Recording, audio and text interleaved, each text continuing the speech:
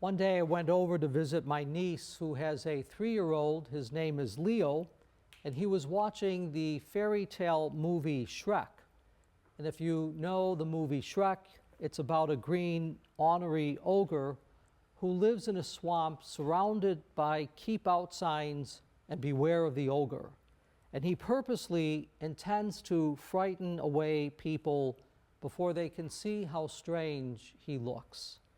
And Shrek ends up, as we know, rescuing the beautiful Princess Fiona from a dragon's castle, and he becomes her hero.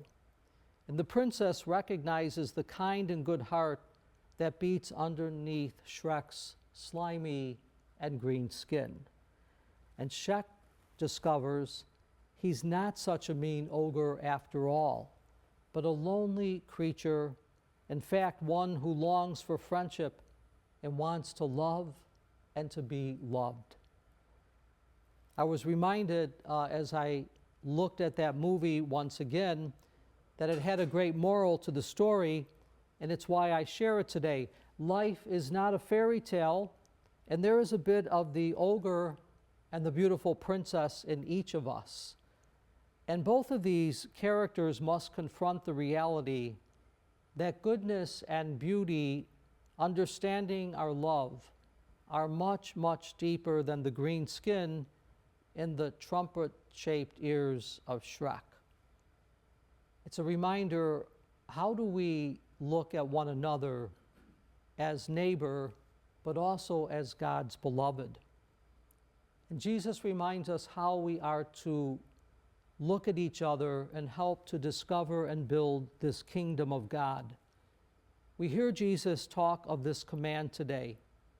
It's one that embraces a vision of faith that sees deeper than mere appearances and the labels that we put upon one another.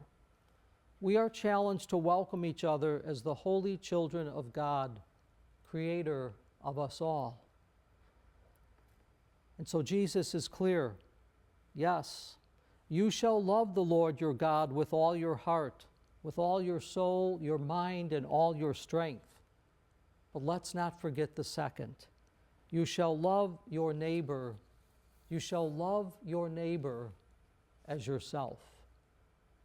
Who is our neighbor? Who are the ones that we forget are our neighbor? And so the gospel challenges us today with this question. What helps this command blossom, if you will, in us? What helps us so that we not only hear the command, but live this gospel command, love God and love your neighbor as yourself? One of the beautiful ways that I've seen it in our migrant ministry in the parishes that I am a part of is how so many volunteers come together to show compassion and care and give hope to our new neighbors, not only with food and clothing, but most of all, compassion that shows care and hope.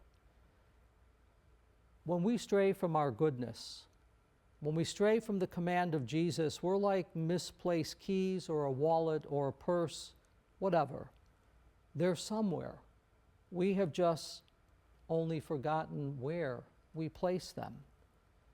And so Jesus comes to us today and reminds us we are all being called to live this command that helps to build God's kingdom, to love God and love neighbor as self.